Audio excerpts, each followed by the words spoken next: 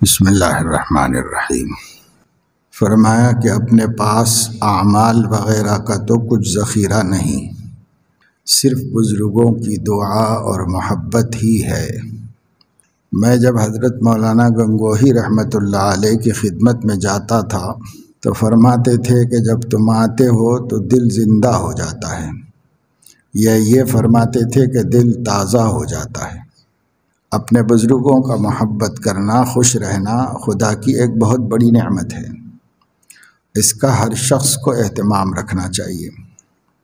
فرمایا کہ صوفیہ کے جو علوم کشفیہ ہیں وہ ان احکام کے سامنے جو بذریعہ وحی کے پہنچے ہیں کوئی حقیقت نہیں رکھتے، یعنی شرعی احکام کے سامنے مشائخ کے کشفی احکام کوئی حقیقت نہیں رکھتے۔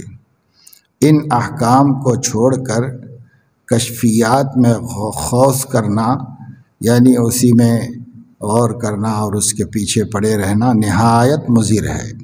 مثلا وحدت الوجود ہی کا مسئلہ ہے، یا ایسے ہی مسائل میں بلا ضرورت ان کی تقریر کرنا، یعنی ان کی تفصیل بیان کرنا خصوصاً عوام کے سامنے سخت مضر ہے۔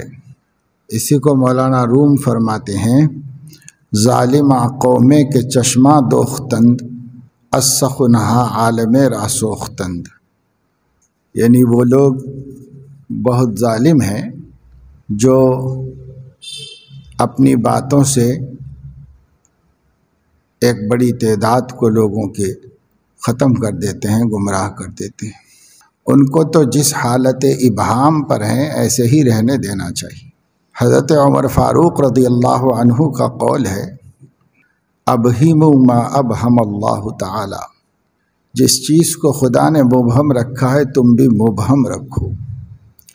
بڑی حکمت کی بات ارشاد فرمائی، مگر اس کے برعکس آج کل ان مسائل میں بڑے غلو سے کام لیا جا رہا ہے۔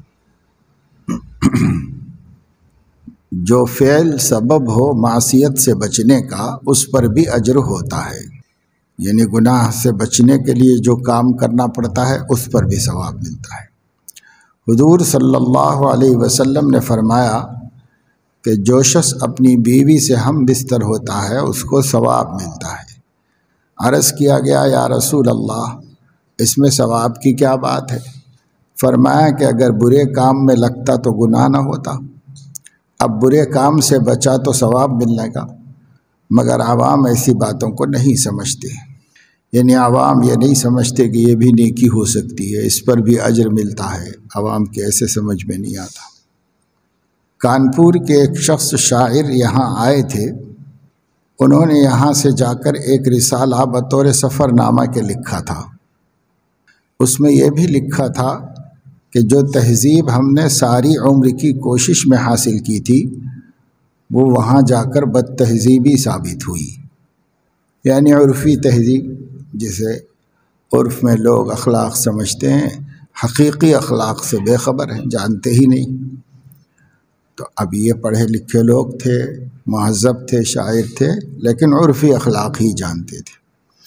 وہاں گئے تھانہ بھون تو وہاں پر حقیقی اخلاق کا پتہ چلا، اس کی گرفت، اس کی پکڑ دھکڑ، اس پر تنبیہ، اس کی جانب توجہ دلانا، اس کو جب دیکھا تو ان کو سمجھ میں آیا کہ جو تہذیب ہم نے ساری عمر کی کوشش میں حاصل کی تھی وہ وہاں جا کر بد تہذیبی ثابت ہوئی۔ تہذیب کیا ہے جب معلوم ہوا تو جو عرف میں روایتی تہذیب ہوتی ہے، بس تکلف کو تہذیب سمجھتے ہیں لوگ ایسے۔ لیکن حضرت تھانوی رحمۃ اللہ علیہ جس چیز کی طرف ہمیشہ توجہ دلاتے رہتے تھے وہ انسانیت ہے،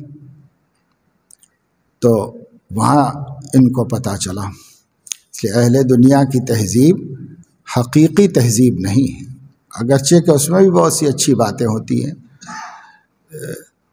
لیکن اصل تہذیب خلق محمدی میں ہے۔ فرمایا کہ عارفین کا مذاق ہی جدا ہوتا ہے، وہ مذاق غیر عارف کی سمجھ میں ہی آنا مشکل ہے۔ یہ حضرات نہ فقر کو چھپاویں، نہ نقائص کو چھپاویں، نہ عبادت کو چھپاویں۔ غیر عارف کے نزدیک تو عبادت کا ظاہر کرنا ریا ہے، اور عارفین کے نزدیک قصداً اخفاء عبادت بھی ریا ہے، یعنی جان بوجھ کے عبادت کو چھپانا یہ بھی ریا ہے۔ یہ بھی تو ایک بزرگی بتانا ہی ہے، اور کیا ہے، تو یہ بھی ریا ہے۔ کیونکہ اگر سب ما سوا نظر سے غائب ہوتے تو یہ بات ہی کیوں قلب میں پیدا ہوتی کہ کوئی دیکھ نہ لے؟ یعنی جب اس بندے کے ذہن میں صرف اللہ ہے تو اب دوسروں کا اس کو فکر ہی کیا ہے، دیکھے نہ دیکھے، رہے نہ رہیں، اس کو کوئی غم ہی اس کا نہیں ہے۔ اسی یہ نظر تو غیر اللہ پر ہوتی ہے، سو عارف کی نظر میں سب ایسے ہوتے ہیں جیسے مسجد کے لوٹے، مسجد کے لوٹے، چٹائی وغیرہ اگر یہ ہوں تو کون ان کے سامنے عبادت کو چھپائے گا؟ یہ سمجھے گا کہ بھائی مسجد میں کوئی بھی نہیں ہے، صرف لوٹے ہیں، چٹائی ہیں، دیواریں ہیں، بس اب عبادت کرو اللہ کے لیے ہو۔ تو جیسے ان کی نظر میں مسجد کے لوٹے چٹائی ہیں، عارف کی نظر میں پوری مخلوق اسی ہے۔ لہذا عارف جو ہے کسی کے دیکھنے کی پرواہ ہے نہ دیکھنے کا اہتمام ہے، کچھ نہیں ہے، اپنا کام کر رہے ہیں، بس اللہ کو دکھا رہے ہیں، اللہ سامنے ہیں، اللہ کے لیے کر رہے ہیں، یہ ہوتا ہے۔ یہ بڑی باریک باتیں ہوتی ہیں کہ وہ عارفین ہی بتا سکتے ہیں، کیونکہ ان کے سامنے نہ اظہار عبادت کا کوئی قصد کرتا ہے نہ اخفاء کا، تو اخفاء نہ اظہار، کچھ نہیں بس۔ ایک سلسلے گفتگو میں فرمایا کہ اہل علم کے لیے یہ بات بہت ہی ناپسندیدہ ہے کہ وہ امراء سے خلط کریں، یعنی میل جول کریں۔ ایسا میل جول مراد ہے جس میں علماء تابع بن کر امراء کے ساتھ رہیں۔ البتہ اگر امراء دین کی اور اہل دین کی عظمت رکھتے ہوں اور دینی فائدہ اٹھانے کی نیت سے کسی صاحب علم سے تعلق رکھیں اور عالم استغنا سے کام لے تو یہ تو دونوں کے لیے نعمت ہے۔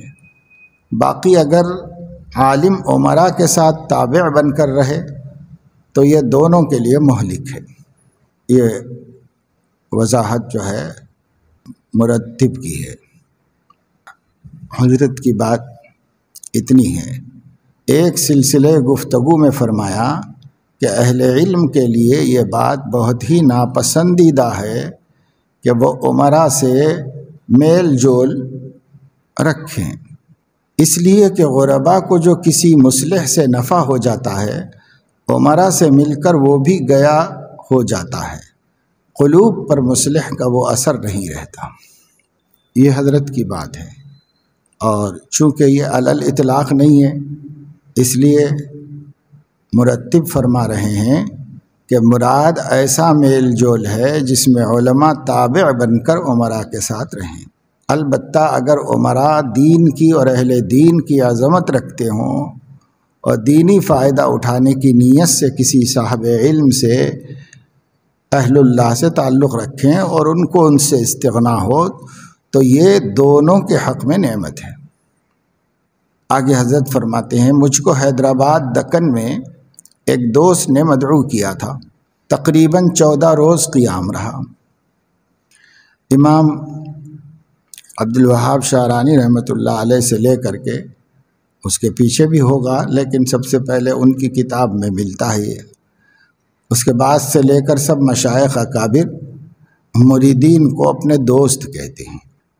مرید کہنا اور اس عنوان سے تعارف کو پسند نہیں کرتے، اس لیے بہت کم سے کم درجے کا بھی کوئی ہو، شاگرد در شاگرد ہو تو بھی مشائخ اس کا ایسا نہیں کہتے ہمارا مرید ہے۔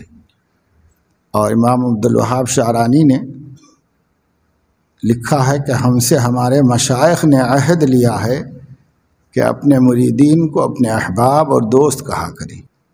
تو حضرت جو فرما رہے ہیں کہ ایک دوست نے مدعو کیا تھا تو وہ حضرت سے اصلاحی تعلق رکھے ہوئے ایک حکیم صاحب تھے، وہ حضرت سے تعلق رکھے ہوئے تھے۔ ان کی اہلیہ کے تقاضے پر انہوں نے حضرت کو دعوت دی تھی۔ مجھ کو حیدرآباد دکن میں ایک دوست نے مدعو کیا تھا، تقریباً 14 روز قیام رہا۔ جس وقت یہاں سے حیدرآباد دکن کے لیے سفر کا ارادہ کیا تو ایک خاص ضرورت سے اس وقت دیوبند بھی جانا ہوا۔ شروع میں حضرت دارالعلوم کے سرپرست تھے، بعد میں مستعفی ہو گئے تھے۔ بعض احباب خاص اہل علم نے مشورہ دیا کہ نواب صاحب سے ملاقات ضروری ہے، یعنی وہاں بعض لوگوں نے کہا کہ حیدرآباد جا رہے ہیں تو نواب صاحب سے ملاقات ضرور کریں۔ میں نے کسی کو کوئی جواب نہیں دیا، دل میں جو بات تھی اس کو ظاہر نہیں کیا۔ غرض وہاں پر پہنچ کر غالباً 5-7 ہی روز گزرے تھے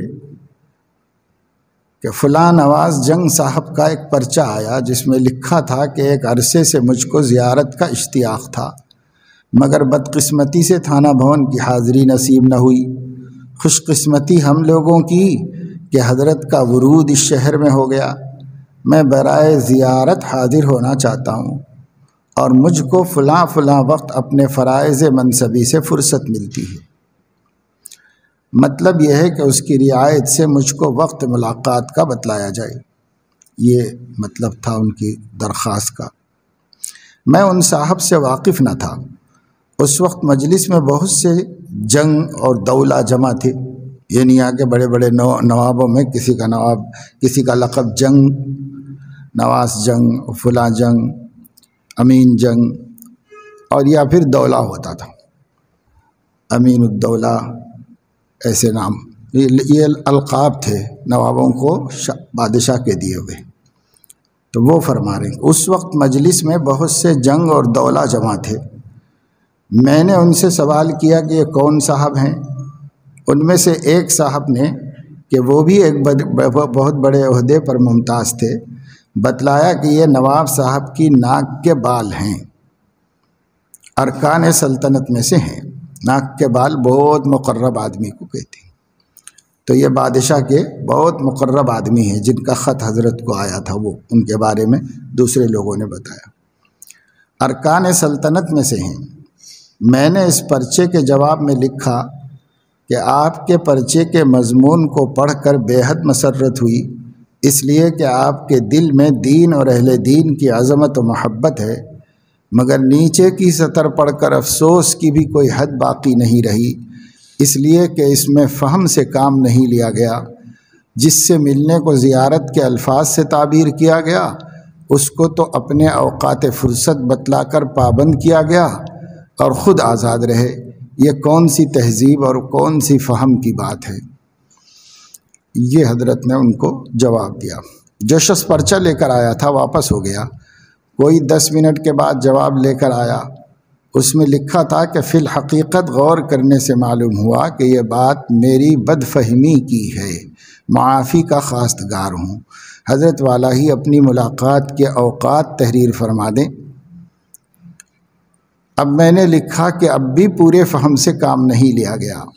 مردہ بدست زندہ کی طرح مہمان میزبان کے ہاتھ میں ہوتا ہے، اس لیے سفر میں اوقات کا ضبط ہونا غیر اختیاری ہے۔ آپ ساتھ رہیں، جس وقت مجھ کو فارغ دیکھیں ملاقات کر لیں۔ میرے اس جواب پر جواب آیا کہ بد فہمی پر بد فہمی ہوتی چلی جا رہی ہے۔ میں اب نہ تو اپنے اوقات کو ظاہر کرتا ہوں نہ حضرت سے معلوم کرتا ہوں۔ جس وقت فرصت ہو گئی حاضر خدمت ہو کر زیارت سے مشرف ہو جاؤں گا، اگر آپ کو فرصت نہ ہوئی لوٹ آؤں گا۔ میں نے اس کا جواب لکھا کہ اب پورے فہم سے کام لیا گیا، جس سے اس قدر مسرت ہوئی کہ پہلے تو آپ کا میری زیارت کو جی چاہ رہا تھا، اب میرا جی آپ کی زیارت کو چاہنے لگا۔ اگر آپ کو فرصت ہو آپ تشریف لے آئیں، ورنہ مجھ کو اجازت فرمائیے، میں خود حاضر ہو جاؤں گا۔ یہ جواب لکھ کر میں نے اہل مجلس کی طرف متوجہ ہو کر کہا کہ یہ میرا طرز اس لیے تھا کہ یہ دنیا کے لوگ جس قدر بڑے ہیں اہل دین کو بے وقوف سمجھتے ہیں، ان کو یہ دکھلانا تھا کہ اہل علم اور اہل دین کی یہ شان ہے۔ تو پہلے تو تذلل یعنی ذلت اختیار کرنے سے بچنا مقصود تھا، مگر جب وہ اپنی کوتاہی تسلیم کر چکے تو اب میرا کھنچنا تکبر تھا۔ اللہ کا شکر ہے کہ دونوں سے اللہ نے مجھے محفوظ رکھا۔ کوئی 15 ہی منٹ غالباً گزرے تھے کہ وہ خود وہی صاحب آ گئے۔ اہل مجلس میں سے بعض لوگوں نے دور سے دیکھ کر کہا کہ فلاں صاحب آ رہے ہیں۔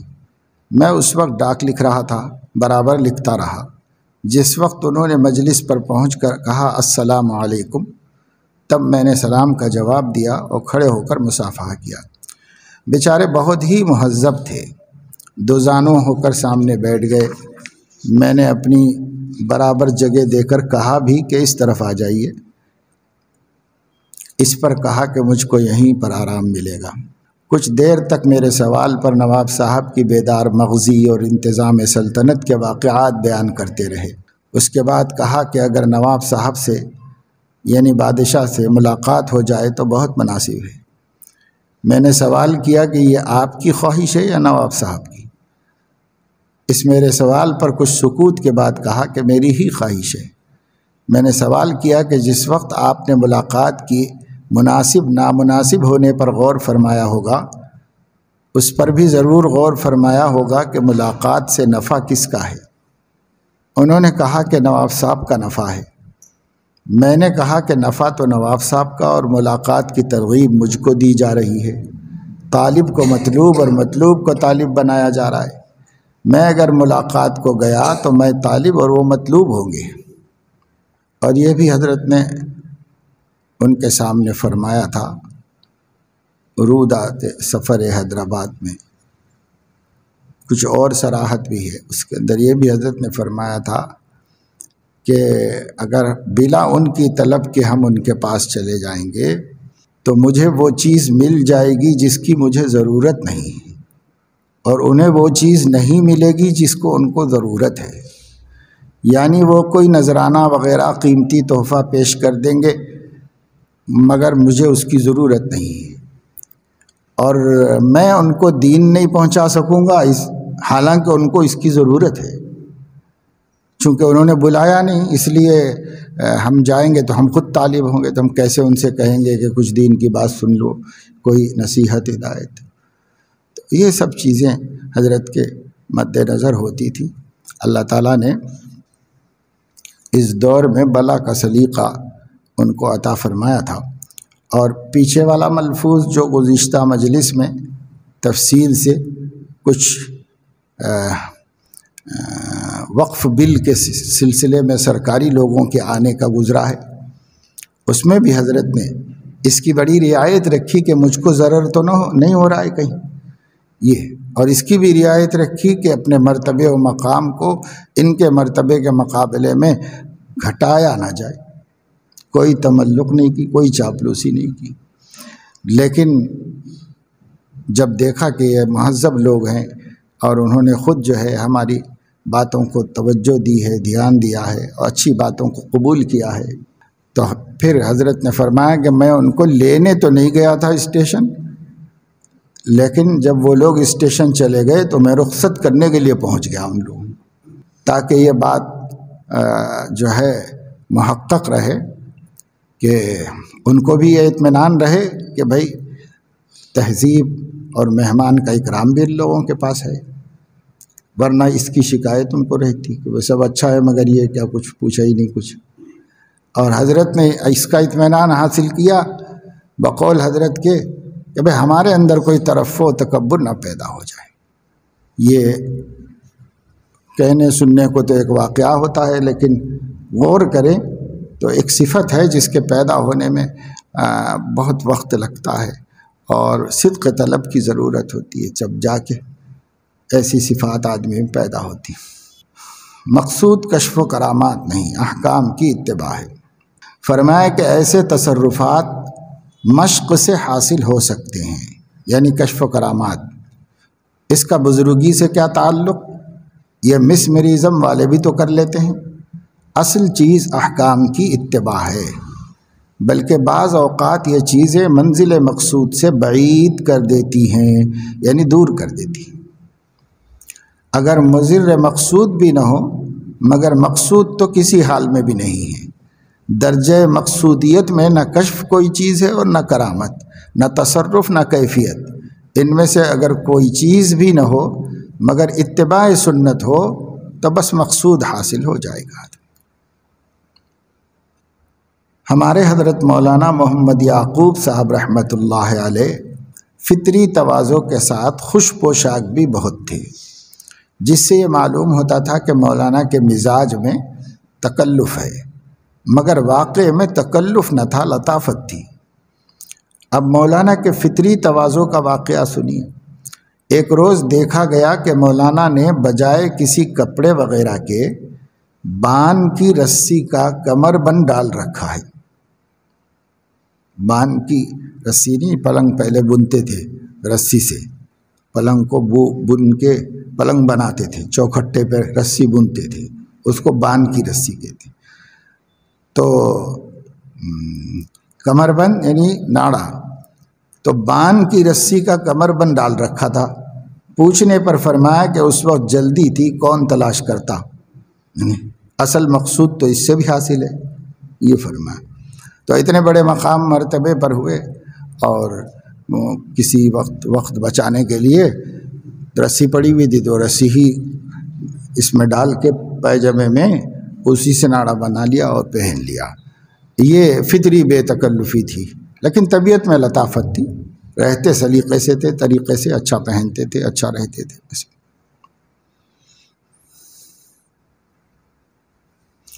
حضرت مولانا گنگوہی رحمۃ اللہ علیہ کے مزاج میں بے حد لطافت تھی، ہر لطیف چیز پسند تھی، مگر فطری تواضع کی یہ کیفیت تھی کہ ایک مرتبہ حضرت مولانا محمد یعقوب رحمۃ اللہ علیہ پیدل سفر کر کے گنگوہ پہنچے۔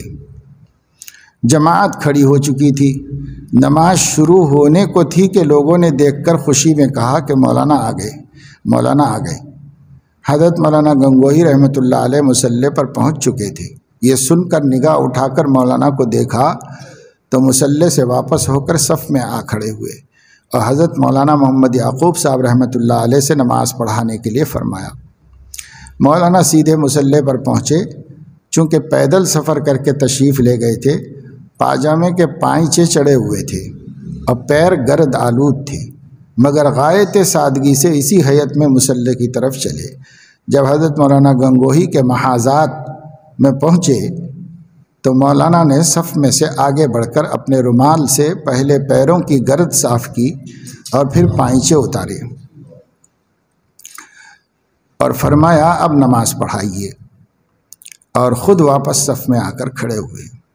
مولانا محمد یعقوب صاحب رحمہ اللہ نے نماز پڑھائی۔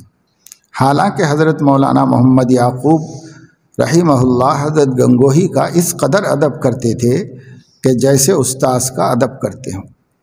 اس کے بعد حضرت مولانا گنگوہی نے کسی سے فرمایا کہ مجھ کو اس سے بے حد مسرت ہوئی کہ مولانا نے میری خدمت سے انکار نہیں فرمایا، قبول فرما لی۔ سچ تو یہ ہے کہ ایسے حضرات اور ایسی جماعت نظر سے نہیں گزری جنہوں نے عالم کی سیاحت کی ہے۔ وہ کہتے ہیں کہ عالم میں بھی ایسی جماعت نہیں نظر آئے گی۔ سو میں نے تو ان حضرات کو دیکھا ہے، ان حضرات کی طرز معاشرت میری آنکھوں میں ہے، اس لیے وہی باتیں پسند ہیں، اور اس لیے آج کل کے جو یہ لوگ باتیں بناتے پھرتے ہیں، میری نظر میں یہ ایک طفل مکتب کے برابر بھی وقت نہیں رکھتے۔ ایسا معلوم ہوتا ہے کہ ناسمجھ بچے ہیں، کھیل کود کرتے پھرتے ہیں۔ سبحانک اللہم و بحمدک اشہد ان لا الہ الا انت